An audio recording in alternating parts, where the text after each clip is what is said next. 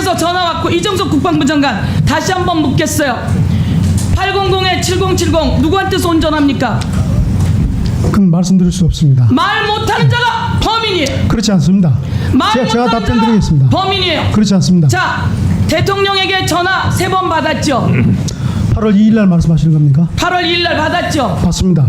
그리고 8월 2일 날 전화 받았는데 무슨 내용으로 전화를 하셨나요? 전화 내용 밝힐 수 없고 다만 밝힐 수 없는 말씀드리는 사람이 것은 범인이에요. 아닙니다. 제가 범인이 말씀드리는 아니거든. 것은 그 내용을 밝히세요. 대통령이 아주 급하게 12시 7분, 12시 43분, 그리고 12시 57분 전화를 합니다. 그 과정에 깜짝 놀라서 그때 어디가 있었어요? 8월 2일 날 어디가 있었어요? 우즈베키스탄이 있었습니다. 그래요. 우즈베키스탄에 있었어요. 그런데 대통령이 비아폰이 아니라 자기 핸드폰으로 전화하면 돼요, 안 돼요? 그런데 그 내용을 밝힐 수 없다고 해요. 그 전화를 받으면서 박정훈 대령을 보직해임을 통보해요. 대통령이 전화를 했는지도 밝힐 수 없다.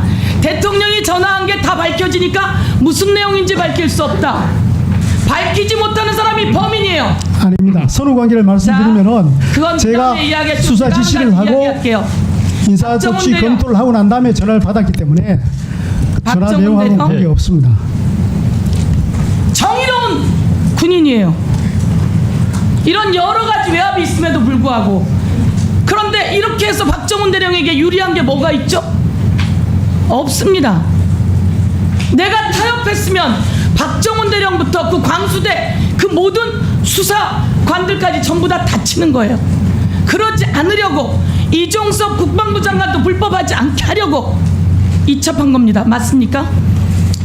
맞습니다. 맞고 해병대 사령관에게 해병대가 정직하고 정의로운 군대가 되기 위해서는 반드시 이첩해야 된다라고 말씀드렸습니다. 저는 이첩으로 인해서 의원님이 말씀하신 대로 제가 얻을 이익은 아무것도 없습니다. 이상입니다. 김동혁 검찰단장 누가 시켰어요? 항명수계죄라고 이야기를 했죠. 수사와 관련해서 어떠한 지시나 지침 받은 적이 없고 수사팀 논의를 거쳐서 제가 전적으로 결정했습니다. 그러면 범죄 행위예요.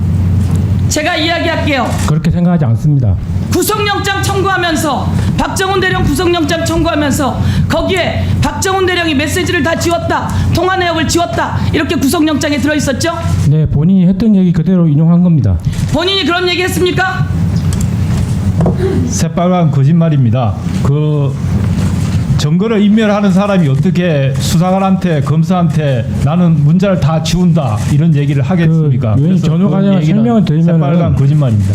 자, 네. 새빨간 거짓말을 구속영장에 쓸 수 있는 그 간은 거짓말한 적 없습니다. 얼마나 부었길래 그런 간이 부어서 그런 거짓말 구속영장을 쓰죠? 거짓말한 적 없습니다. 자, 그런데 공수처에 그러면 본인은 핸드폰 제대로 냈어요? 네, 제대로 냈습니다. 제대로 냈는데 무슨 폰을 냈어요? 깡통폰을 냈다면서요? 쓰던 폰 그대로 냈습니다. 그 쓰던 폰을 다 지워서 깡통폰을 냈다면서요?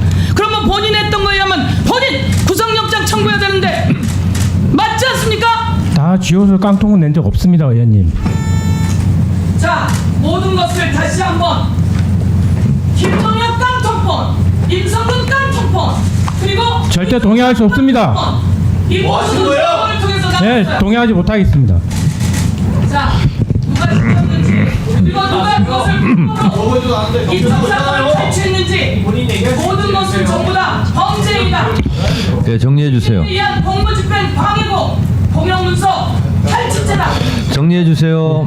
전혀 동의하지 않습니다. 정리해 주세요. 네. 김동혁 증인 네. 마이크를 좀 이렇게 위로 하세요.